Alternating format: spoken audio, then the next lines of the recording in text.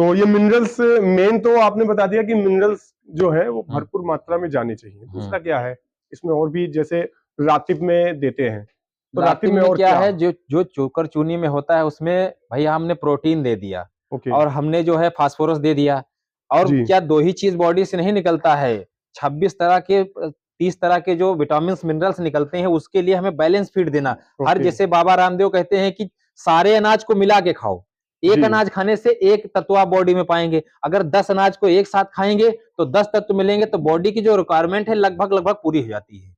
तो यहाँ पर इसीलिए डॉक्टर साहब ने जैसा बोला कि एक अनाज, कोई भी चीज अगर एक चीज को अति से ज्यादा खाओगे तो बुरी होती है। तो जैसा कि सभी अनाज को मिला करके प्रॉपर डाइट में अगर लेते हैं, यानी कि अगर हम बात करें तो न्यूट्रिशंस अगर बैलेंस में है आपके, तो कभी भी बॉडी डिसबैलेंस नहीं होती है। दूसरी बात डॉक्टर साहब, लास्ट टाइम हमने वीडियो शूट किया था जो रातिब है, रातिब पर कि आप इन सबको, इन सारी भैंसों को टिवाना 8000 देते हैं और दूध का आधा देते हैं। हमारा लास्ट बार जब मैंने आपका वीडियो डाला तो लोग पूछ रहे थे कि इतनी अच्छी जो क्वालिटी है उसका कारण क्या है, कौन सा सीमन देते हैं, कैसे देते हैं, उनका रखरखाव क्या है। मेन चीज है, हम सीमन अपने मन से सेलेक्ट करते हैं और अधिकतम एबीएस का सीमन यूज करते हैं, क्योंकि एबीएस की जो क्वालिटी है वो सबसे बेहतर है। जितने भी पतली चमड़ी रहती है, आर्डर का साइज रहेगा, थन भी बहुत नॉर्मल रहता है, ना तो मेस्टाइटिस होने के चांस रहेंगे, ना थन दबने के चांस रहते हैं, क्योंकि जब हर चीज सेम में रहता है, आर्डर आपको बहुत बड़ा नहीं दिखेगा, लेकिन जब आप मिल्क की बात करेंगे तो मिल्क बड़े आर्डर से ज्यादा देगा। तो पहली चीज तो हमारा मेस्टाइटिस से समस्या हल हो जाएगा। डॉक्टर साहब थोड़ा आपको भी बुलाएंगे, बात आई है बीसीएस सीमन की। कई बार हमारे फार्मर ये पूछते हैं कि एकदम देहाती गाय है, मतलब उसकी कोई अच्छी ब्रीड नहीं है, लेकिन अगर वो बीसीएस का एबीएस का सीमन लेता है तो क्या उसमें रिजल्ट मिलेगा उसको? देखिए सब, देहाती गाय में भी एक नॉर्मली जो मिल्क है ना, मिल्क है एक एडिटिव जीन के एक्शन पे काम करता है। तो मतलब आप कोई भी ब्रीड लगाते हैं, पर ब्रीड हमें चूज करने के लिए बड़ा सारी चीजों को देखना पड़ता है। मैं माइक लेना चाहूंगा, मे बी एकदम ओके, सॉरी, आवाज आ रही है? जी एक सेकंड जी। देखिए बात करते हैं ब्रीडिंग, तो देखिए क्वेश्चन जैसे आपका आया कि देहाती गाय के लिए अगर हम कोई भी सीमन चूज करते हैं कि रिजल्ट मिलेगा या नहीं मिलेगा जी।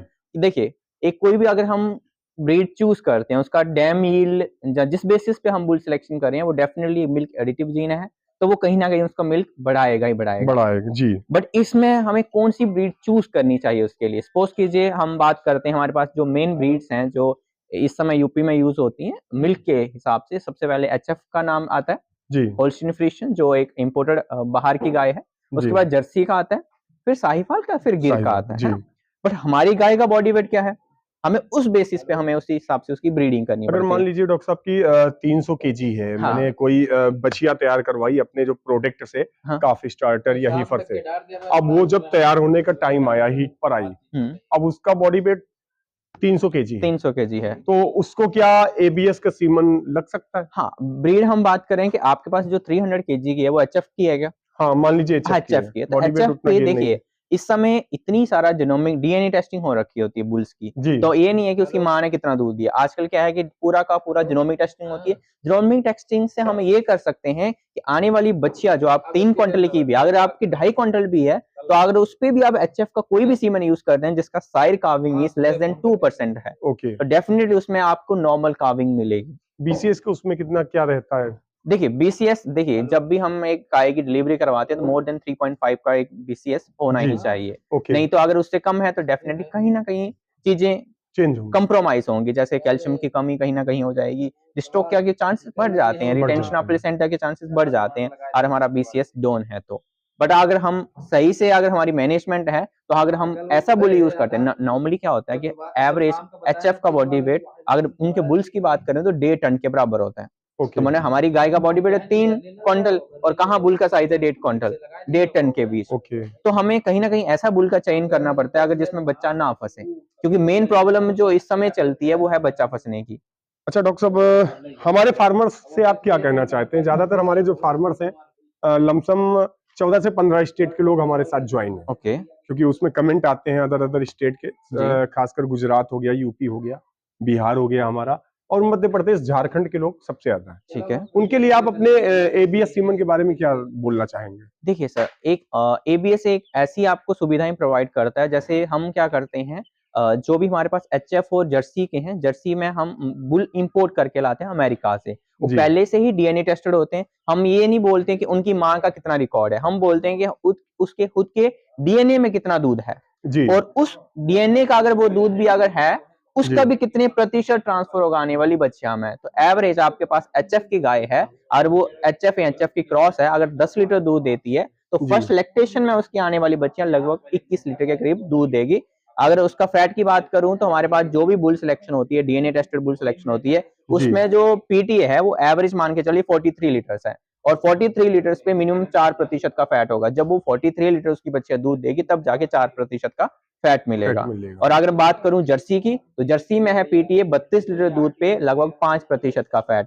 मान के चलिए हमें उसकी मां का कोई नहीं है, हमें मां से कोई लेना देना नहीं है, हमें लेना देना हम जो बुल यूज करें उसका, उस बुल का जो है कितना अच्छा हाँ, उसका 32 लीटर दूध पे 5% का फैट है। और मान के चलिए अगर जैसे अभी हमारी बहुत सारी बच्चियां दूध पे आ रखी हैं, जैसे जिग की दूध पे आ रखी हैं, तो उसका जो फैट मिल रहा है फार्मर को मिल रहा है 6.6 का। मैं थोड़ा सा देहाती भाषा में आपसे कुछ क्वेश्चन करूंगा डॉक्टर साहब, कि जैसे मेरी एक भैंस है 10 लीटर की है जी, और अगर मेरा फार्मर इसको जो है आपके अच्छे बुल का सीमन लेना चाहता है 30 लीटर वाले का, ये 10 दे रही है फीमेल, के बराबर कंसीव कर लेगी। कई लोग हमसे पूछते हैं कि पड़िया को कितने महीने में कंसीव करा सकते हैं, तो यहाँ डॉक्टर सुनील सर के हिसाब से और डॉक्टर देवकीनंदन जी के हिसाब से फिर भी हमारा जो है मिनिमम अगर बात करें तो 14 से 15 महीने, हाँ 15 महीने से कम ना हो। नहीं, लेकिन वजन के हिसाब से अगर हम देखते हैं तो कंसीव करा सकते हैं। वजन अगर हम फीडिंग अच्छी दे दें इसको, तुम कंसीव करा सकते हैं। 300 केजी बॉडी वेट पे आप इसको कंसीव करवा सकते हैं। और दिखाएं और 2 हीट साइकिल आपको छोड़नी है और 300 केजी बॉडी। ये सब क्या है?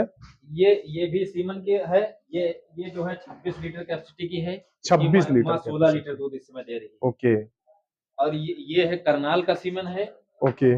ये भी जो है एक्वेंस का योगी बुल है, 26 लीटर कैपेसिटी का। कौन सा बुल है? योगी बुल, एक्वेंस कंपनी का योगी बुल 26। उसकी माँ का रिकॉर्ड है 26 लीटर पर डे के, 26 केजी पर डे का। ये बढ़िया तो हमने खरीद के लाए थे, उसके नीचे आई थी, लेकिन ये हमें उम्मीद है कि एबीएस की है बच्ची बढ़िया, क्योंकि वो उसका था। ये कितने महीने की है डॉक्टर साहब? कौन? ये लगभग 7-8 महीने की है। 7-8 महीने की। ये कितने की लगभग? इसका बताइए, इसके ऊपर निगाहें हमारी हैं। ये करनाल का सीमन है। करनाल का सीमन है। कितने महीने की है ये बच्ची? ये बढ़िया जो है मान लीजिए कि 18 महीने की है।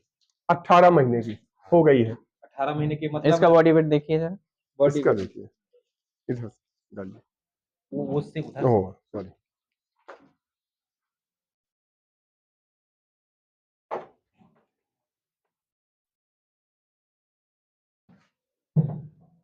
कितना जा रहा है? 414 केजी।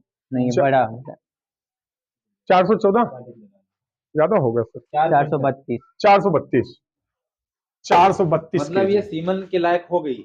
हाँ, ये कंसीव हो सकती है, लेकिन अभी थोड़ा सा हमें नहीं लगता कि इंटरनल पार्ट इनके मैच्योर हो। हाँ, अभी देखिए उसमें 2 चीजें होती हैं, एक बॉडी वेट है और दूसरा हीट साइकिल्स है जी। तो जब वो 2 हीट साइकिल पार चली जाएगी, उसके बाद आप कंसीव करवा सकते हैं। मैच्योर भी हो जाए। अभी जो है हमारे हिसाब से इसका वेट इसका 5 क्विंटल पे देंगे इसको। 5 क्विंटल बढ़िया है ना। चलो, जितना ज्यादा देंगे उतना ज्यादा ये जो है प्रोडक्शन। फार्मर्स को, जो हमारे फार्मर्स को क्या बताना चाहेंगे? तक इनको हीफर चलाया गया। क्यों डॉक्टर साहब, हमारे फार्मर्स को आप बछिया तैयार या पड़िया बछिया तैयार करने के लिए क्या बताएंगे? देखो, अगर किसी को, पहली चीज तो है अच्छी आपकी गाय नहीं, अगर अच्छी गाय नहीं तो आप अच्छा सीमन यूज करिए। ओके। जब अच्छा सीमन यूज करेंगे तो फिर अच्छा सीमन के लिए आपको अच्छी तैयारी करनी पड़ेगी, तो उसके लिए अच्छा फीड आपको खिलाना पड़ेगा। तो क्या रिकमेंड करते हैं? आप जो है काफ स्टार्टर, जैसे तिवाना का आता है काफ स्टार्टर, तो 0 डे से जब भी आपका खाना स्टार्ट करे बच्चा, पहली चीज तो आप मिल्क पिलाइए अच्छे से।